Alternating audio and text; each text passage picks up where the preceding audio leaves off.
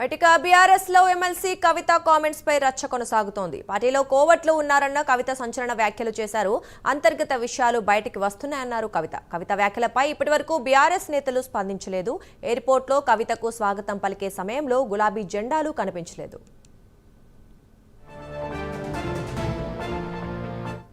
ఇక ఇదే విషయానికి సంబంధించి మరింత సమాచారం మా కరెస్పాండెంట్ ప్రవీణ్ అందిస్తారు. ప్రవీణ్ చెప్పండి. ఎస్ దుర్గా, అయితే తెలంగాణ రాష్ట్ర రాజకీయాలలో మొత్తం టోటల్గా అయితే కల్లోలం సృష్టిస్తుందనే చెప్పాలి. అయితే కవిత చేసినటువంటి వ్యాఖ్యలు తీవ్ర దుమారం కూడా రేపుతున్నాయి.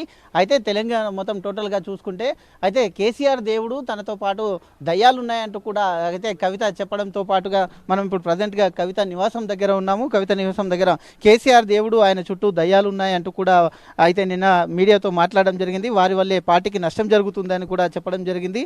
నేను 2 వారాల క్రితం రాసినటువంటి మా పార్టీ నాయకుడు లేఖ రాసిన మాట వాస్తవం అని కూడా కవిత చెప్పడం జరిగింది. ఈ లేఖ బయటికి రావడం, లీక్ కావడం బాధాకరం అంటూ కూడా చెప్పుకుంటూ వచ్చింది.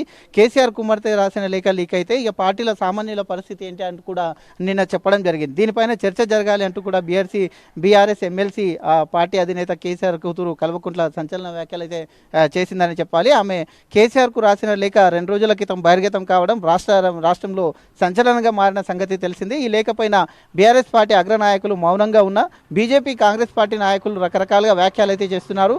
ఆ లేఖ లీక్ అవ్వక ముందు కవిత తన కుమారి గ్రాడ్యుయేషన్ ఉత్సవం కోసం అమెరికా వెళ్లారు.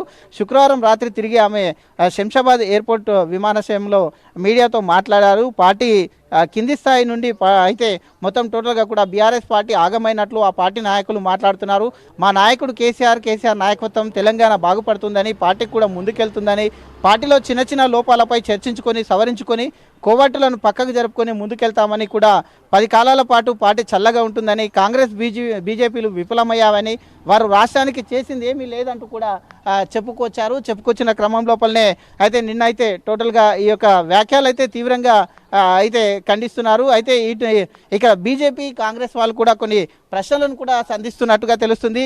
కవిత గారు మీ లేఖను లీక్ చేసింది ఎవరు అంటూ కూడా కవితకు కొన్ని ప్రశ్నలను లేవదెత్తడం జరుగుతుంది. కేసీఆర్ దేవుడు అయితే దయ్యాలు ఎవరు అంటూ కూడా మీ పార్టీలో ఉన్నటువంటి ప్రధాన నాయకులు ఎవరైతే ఉన్నారో దయ్యాలు ఎవరో కూడా చెప్పాలంటూ కూడా కొన్ని అయితే ప్రశ్నలు అయితే లేవనెత్తుతున్నారు. కేసీఆర్ పక్కన ఉన్న కోవట్లు ఎవరు కూడా చెప్పాలంటూ కూడా అయితే కొన్ని విమర్శలు కూడా చేస్తున్నారు. అదేవిధంగా బీఆర్ఎస్ మీ పైన కుట్ర చేస్తున్న వాళ్ళు ఎవరు అని కూడా కొన్ని ప్రశ్నలు అయితే సంధిస్తున్నారు. ఈ నేపథ్యంలో మరి కాసేపట్లో అయితే తెలంగాణ భవన్లో అయితే ఈ యొక్క మాజీ మంత్రి కేటీఆర్ ఈ ప్రెస్ మీట్ కూడా నిర్వహించబోతున్నారు. కాబట్టి ఈ విషయాలు, ఈ లెటర్కు సంబంధించిన విషయాలు, నిన్న జరిగిన ఒక విషయాలు, ఈ యొక్క 2 వారాల క్రితం రాసినటువంటి లేఖ లీక్ పైన అయితే ప్రత్యర్థి పార్టీల విషయాలపైన కేటీఆర్ స్పందిస్తారా లేదా, మరి కాసేపట్లో ప్రెస్ మీట్ కూడా ఉంది. కాబట్టి కేటీఆర్ ఈ దానిపైన ఏ విధంగా స్పందిస్తారు అని కూడా అయితే చర్చాంశీయం మారింది. Durga, right, thank you Praveen.